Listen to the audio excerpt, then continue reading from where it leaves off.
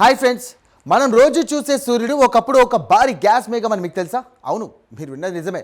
మన సూర్యుడే కాదు, ఆకాశంలో మెరిసే ప్రతి నక్షత్రం ఒకప్పుడు కేవలం అంతరిక్షంలోని ధూళి కణాలు మాత్రమే. అసలు ఈ చిన్న ధూళి కణాలు కోట్ల మైళ్ళ పరిణామంలో ఉండే నక్షత్రాలుగా ఎలా మారతాయి? పుట్టినప్పుడు వాటి సైజ్ ఎంత ఉంటుంది? ఈరోజు ఈ ఇంట్రెస్టింగ్ వీడియోలో నక్షత్ర జననం వెనుక ఉన్నటువంటి రహస్యాలను ఇప్పుడు తెలుసుకుందాం. ఈ కథ మొదలయ్యేది నెబులా దగ్గర. దీన్ని శాస్త్రవేత్తలు స్టెల్లార్ నర్సరీ అంటారు. అంటే నక్షత్రాలు పెరిగే తోట అన్నమాట. ఇది కేవలం గ్యాస్ మరియు డస్ట్ మేఘం. ఇవి ఎంత పెద్దవిగా ఉంటాయో తెలుసా? ఒక్కో నెబులా వందల కాంతి సంవత్సరాల మేర వ్యాపించి ఉంటుంది. ఇక్కడ హైడ్రోజన్ వాయువు గురుత్వాకర్షణ వల్ల మెల్లగా దగ్గరకు చేరడం మొదలవుతుంది. ఇక్కడే నక్షత్రానికి పునాది పడుతుంది. గ్యాస్ కణాలన్నీ కలిసి ఒక ముద్దగా మారినప్పుడు దాన్ని ప్రోస్టార్ అంటారు. అంటే నక్షత్రం పుట్టక ముందే ఉండే దశ. ఆశ్చర్యకరమైనటువంటి విషయం ఏంటంటే ఈ దశలో నక్షత్రం పరిణామం మన సూర్యుడి కంటే 100 రెట్లు పెద్దదిగా ఉంటుంది. ఒక రకంగా చెప్పాలంటే ఇది ఒక ఉబ్బినటువంటి గ్యాస్ బంతి. ఇది ఎంత పెద్దదంటే దాని లోపల కొన్ని లక్షల భూగ్రహాలు విడిపోతాయి. కానీ అది అప్పుడే వెలగదు, కేవలం వేడెక్కుతూ ఉంటుంది. మరి అంత భారీ సైజు నుండి ఇప్పుడు మనం చూసినటువంటి నక్షత్రాలుగా ఎలా మారుతాయి?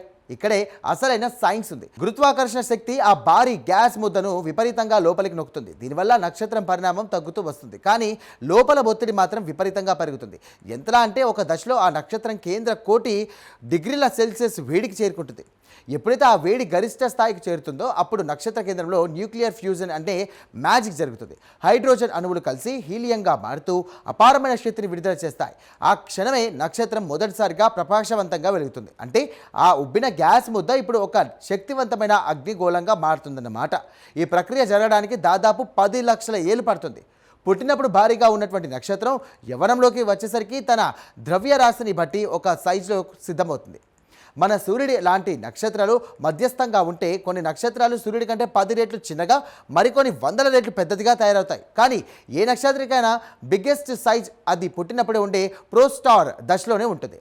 మరో విషయం ఏంటంటే నక్షత్రం సైజ్ అనేది అది పుట్టినప్పుడు దానికి లభించినటువంటి గ్యాస్ మరియు ధూళి పరిణామంపై ఆధారపడి మారుతూ ఉంటుంది. చూసారుగా నెబులా నుండి నక్షత్రాలు ఎలా పుడతాయో.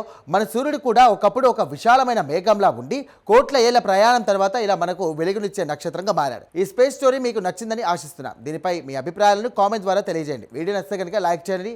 ఇక వెంటనే మా ఛానల్ను సబ్స్క్రైబ్ చేసుకోండి. Thank you.